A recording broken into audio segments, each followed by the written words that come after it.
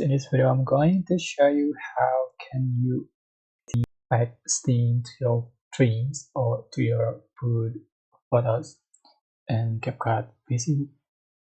So to the point, go to media and import your dream or food photos to the tray, for instance, and go to effect to find out the steam effect.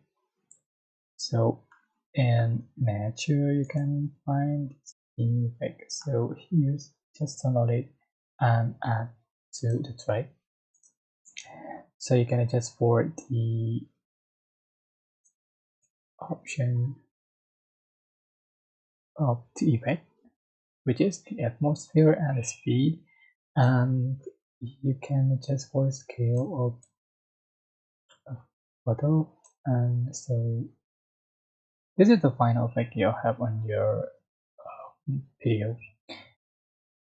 Yeah, it's so basically, but I hope this tutorial was helpful for you. Don't forget to like, comment, share, and also subscribe. And if you have any question, please type in the comment section down below. Thank you so much for watching.